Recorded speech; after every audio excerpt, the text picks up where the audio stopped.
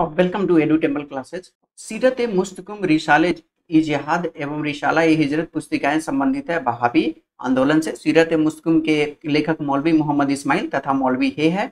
वहाबी आंदोलन के प्रणेता सैयद अहमद के साथ अफगानिस्तान की यात्रा पर पटना के कौन सा वहाबी नेता गए थे? तो इनायत अली और विलायत अली, राइट। ये दोनों इनायत अली और विलायत अली क्या थे? ये दोनों भाई थे, राइट। अंतिम मुगल सम्राट बहादुर शाह सम्राट ने पटना के किस वहाबी नेता को अभिभाषण के लिए आमंत्रित किया था? तो आंसर हो जाएगा विनायत अली, राइट। जो अंतिम मुगल सम्राट थे बहादुर शाह जफर, राइट, सेकेंड। तो पटना के किस वहाबी नेता को स्वात के शासक सैयद अकबर शाह ने स्वागत किया था? तो आंसर हो जाएगा इनायत एवं विलायत अली को। और बिहार में स्वतंत्रता संग्राम में किस आंदोलन का महत्वपूर्ण स्थान रहा है? तो वहाबी मूवमेंट का।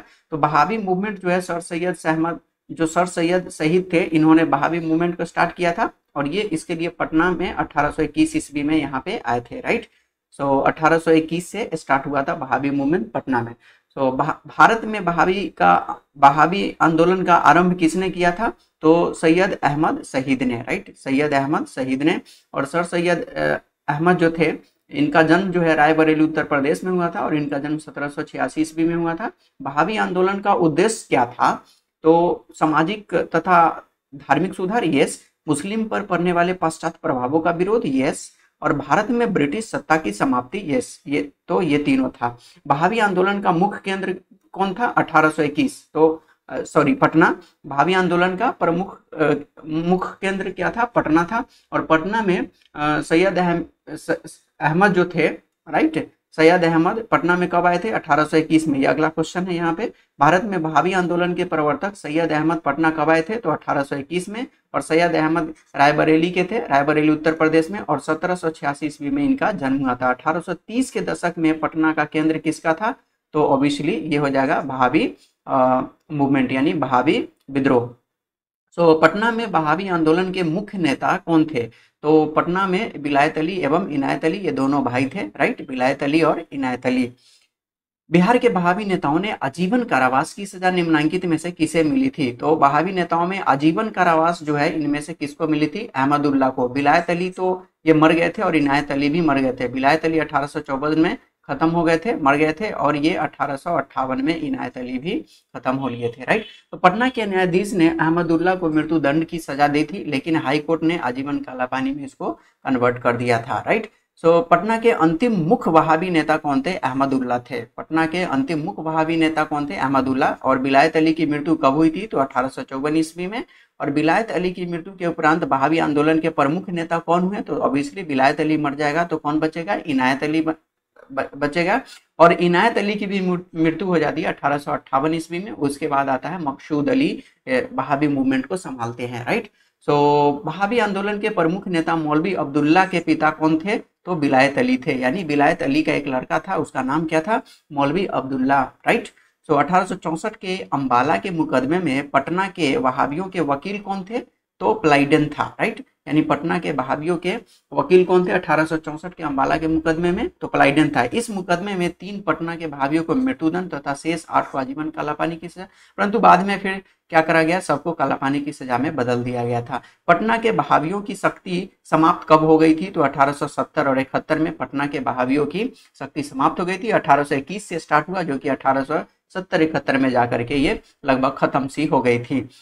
किस गवर्नर जनरल ने 1884 में बचे वहाबियों कैदियों की रिहाई करवाया था? तो लॉर्ड रिपन। ये लॉर्ड रिपन का कार्यकाल है 1884, राइट। तो इसने किसने कराया था? तो लॉर्ड रिपन ने, राइट। तो सादिकपुर के मौलवी अब्दुल रहीम के पत्नी के आवेदन पर रिहाई किया गया था।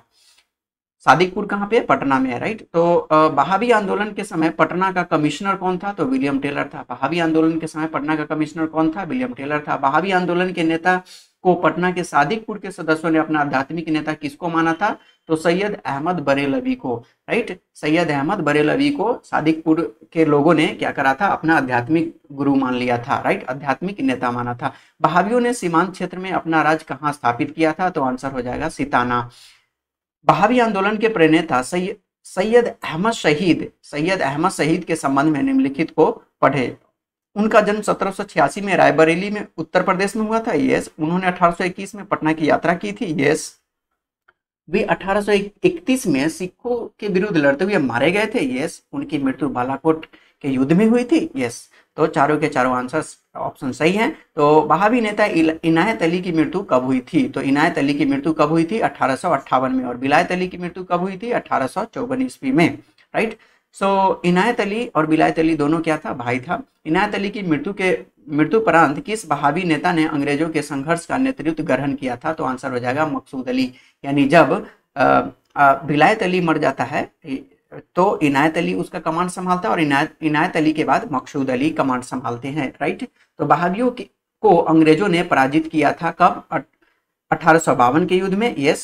1858 के युद्ध में, यस। और 1863 के युद्ध में, यस। तो वहाबियों को अंग्रेजों ने पराजित किया 1852, 1858 और 1863 के युद्ध में। 1858 में कौन डेड होता है? कौन डेड होता है? इनायत अली। और विलायत अली कब मरते हैं? 1854 ईस्वी में। वहाबी नेताओं में किसको उम्र कैद और काला पानी की सजा हुई थी? तो आंसर हो जाएगा अहमदुल्ला की भी हुई थी, अब्दुल रहीम की भी हुई थी और याहिया अली की भी हुई थी। यानी तीनों के काला पानी की सजा हुई थी। पटना स्थित वहाबियों का केंद्र क्या कहलाता था? तो काफिला, राइट। यानी वहाबियों के केंद्र को क्या बोला जाता था? काफिला बोला जाता था। वहाबियों से प्रेरित पूर्वी बंगाल में कौन सा आंदोलन प्रारंभ हुआ? वहाबियों से प्रेरित होकर के, वहाबी मूवमेंट से यानी प्रेरित होकर के कौन सा आंदोलन प्रारंभ हुआ था बंगाल में? तो वो था फराइजी आंदोलन, फराइजी मूवमेंट, राइट। अब मूव करते हैं संथाल विद्रोह पे, राइट। तो संथाल विद्रोह के नेता कौन थे? संथाल विद्रोह के नेता सिद्धू और कानू थे। ये जो सिद्धू, कानू, चांद, भैरव, इन चार भाइयों के नेतृत्व में संथाल विद्रोह हुआ था। संथाल विद्रोह की शुरुआत सिद्धू कानू के गांव भगनाडीह जो राजमहल सब डिवीजन से हुई थी। और ये कब हुई थी? संथाल विद्रोह जो है वो कब हुई थी? तो 30 जून 1855 को स्टार्ट हुआ था, राइट। संथाल विद्रोह 1855 से 57 का फैलाव कहां से कहां तक था? तो बर्धमान से लेकर के भागलपुर तक था। ये पूरब में राजमहल तक, पश्चिम में भागलपुर और उत्तर में गंगा और दक्षिण में रानीगंज और सैंथिया के क्षेत्रफल तक ये फैला हुआ था। कंपनी सरकार ने कब संथाल विद्रोह के क्षेत्र में मार्शल लॉ लगा दिया था? तो आंसर होगा 10 नवंबर 1855 को। लेकिन 3 जनवरी 1856 को मार्शल लॉ हटा दिया गया। इस विद्रोह के बाद भागलपुर प्रमंडल के अंतर्गत संथाल परगना जिले का गठन किया गया था। भागलपुर प्रमंडल के अंतर्गत संथाल परगना का गठन किया गया था। तो संथाल विद्रोह किसने किया था? सिद्धू और कानू ने किया था, राइट। चांद भैरव भी चारों मिलकर के किया था। 1855 और 56 इसका डेट माना जाता है। 1855 में, यहाँ पे 30 जून 1855, राइट। 1855 में संथालों ने किस अंग्रेज कमांडर को हराया था? तो आंसर हो जाएगा मेजर बारो को 1855 में संथालों ने हराया था। निम्न में से संथाल विद्रोह कब हुआ था? तो 1855-56 में संथाल विद्रोह हुआ था। संथाल विद्रोह को किसने स्टार्ट करा था? सिद्धू, कान्हू, चांद और भैरव ने। अंग्रेजों के खिलाफ संथाल की विद्रोह की अवधि क्या थी, राइट। तो 1855 से लेकर के 1857 तक। उस क्षेत्र की पहचान कीजिए जहां संथालों ने 1855-56 में अपनी सरकार की घोषणा की थी। तो आंसर हो जाएगा भागलपुर राजमहल, राइट। मूव करते हैं मुंडा विद्रोह, राइट। तो उलगुलान विद्रोह किससे जुड़ा था? उलगुलान विद्रोह किससे जुड़ा था? तो आंसर हो जाएगा बिरसा मुंडा। बिरसा मुंडा के गुरु कौन थे? तो आनंद पांडे थे, राइट। मुंडाओं ने विद्रोह खड़ा कब किया था? तो 1895 ईस्वी में मुंडाओं ने विद्रोह किया था। बिरसा मुंडा का कार्यक्षेत्र कौन सा? रांची, जो कि झारखंड में आता है। और बिहार को रांची, जो कि झारखंड की राजधानी भी है। बिरसा को सोते हुए कब पकड़ा गया था? तो 3 फरवरी 1900 ईस्वी को बिरसा को सोते हुए पकड़ लिया गया था। जब वो सो रहे थे उस समय पुलिस ने उसको पकड़ लिया था, राइट। बिरसा कहाँ के रहने वाले थे? तो आंसर हो जाएगा तमार। ये पुलिस स्टेशन का नाम है, लेकिन इनके गांव का नाम था चलकद, राइट। सो किस जनजाति नेता को उसके अनुयायी उसे भगवान, धरती आबा या विश्व पिता का अवतार और नया पैगंबर मानते थे? तो आंसर हो जाएगा बिरसा मुंडा। नाउ सिद्धू और कान्हू ने कौन सा मूवमेंट किया था? तो संथाल मूवमेंट। कब किया था?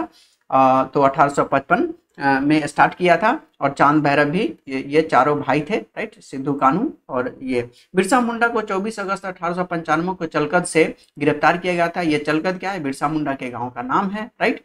तो किसने यहाँ से गिरफ्तार किया था? तो श्री मेयर्स ने बिरसा मुंडा को 24 अगस्त 1895 को चलकद यानी उनके गांव से गिरफ्तार किया था।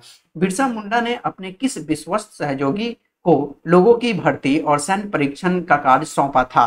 तो ये गया मुंडा को। यानी बिरसा मुंडा जब गिरफ्तार हो जाते हैं तो अपने सॉरी बिरसा मुंडा अपने विश्वस्त सहयोगी हैं जो इनके बहुत ज्यादा विश्वास के लायक था, तो लोगों की भर्ती और सैन्य परीक्षण का कार्य किसको सौंपा था, तो गया मुंडा को।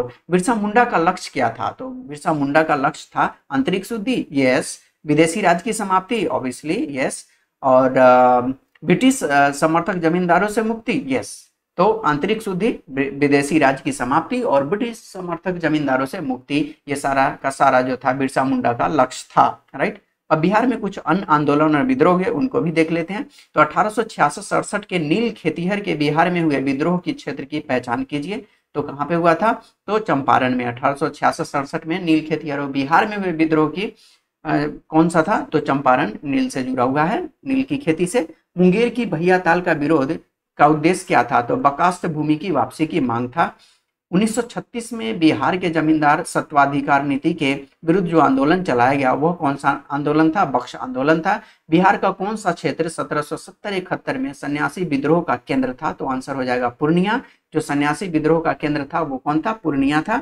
बिहार में नोनिया विद्रोह जो कि 1778 से 1800 के मध्य में हुई थी, राइट, के दौरान निम्न में से कौन सा जिला प्रभावित हुआ था, यानी नोनिया विद्रोह में कौन सा जिला प्रभावित हुआ था बिहार का, तो आंसर हो जाएगा पूर्णिया, यस। वैशाली, यस। और सारण, यस। तो सारण, वैशाली और पूर्णिया ये सारे के सारे जिला जो है नोनिया विद्रोह जो कि 1778 से 1800 के बीच में हुई थी, उनसे प्रभावित हुआ था, राइट।